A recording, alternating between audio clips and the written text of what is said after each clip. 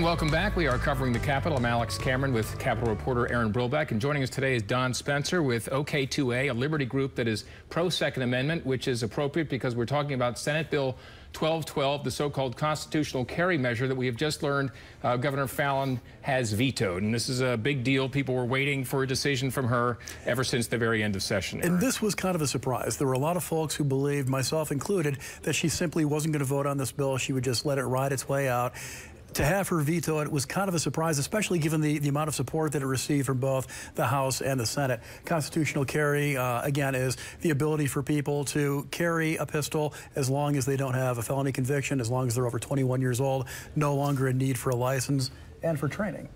Don, how big a setback is this for you? Well, this is a setback, of course, because we're just going to come back and do it again next year. But the setback would be for her legacy. She's been so pro-gun, and she signed already 5 gun bills into law this year alone, and 9 last year. So it's, yes, it's a short-term setback, but we love our liberty, and we're going to work to make sure we get it back. One of the advantages that you had this year, though, is that it was an election year. It's a year where, especially in a state like Oklahoma, politicians want to appear to be pro-gun. You got their backing this year, you might not get their backing next year. That's absolutely true, and that's why elections are good things, because obviously that's what made it get to the board this year. But we won't be discouraged. It's too bad that she didn't recognize that the citizens of 12 other states that have constitutional carry, they can carry in Oklahoma, but the Oklahoma residents cannot. So yes, that is a disappointment. You know, there have been concerns raised by law enforcement, by economic development folks.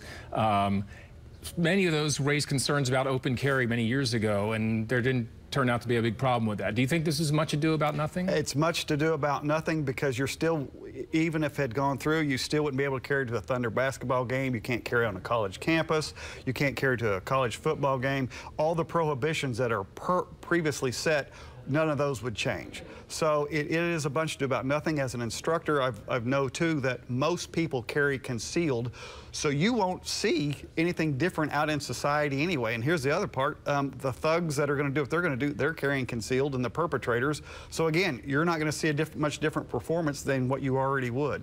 One of the issues that you folks had brought up was the concern over the cost of it and the hoops that people have to jump through in order to comply with the law. Is there room for compromise? Can we possibly lower the price for getting this? Well, that's just it. We've tried to work with the OSBI for the past 3 years to lower the SDA fees so it could be reasonable for people to obtain. And even Texas lowered theirs down to just $40 for a 5-year permit, and ours is basically $125 when you pay the OSBI and the sheriff.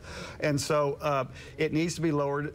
They just would not move, and that's why we made the big push to do for constitutional carry, because the people deserve it anyway. And so what you believe is that what we have in place right here, the system we have right now, it gets in the way of people exercising their Second Amendment right to defend themselves. I know it does, because as a CLEAT certified instructor, you won't believe the complaints I get from fingerprints not being able to be accepted, to other application problems, and taking 5 and 6 months to get back what's supposed to be required by law back in 60 days. Well, thanks, Don. That pretty much covers it for us. Yeah, thank you, Don guys. Spencer, thank you very much with OK2A. And for Aaron Brilbeck, I'm Alex Cameron. Have a great day.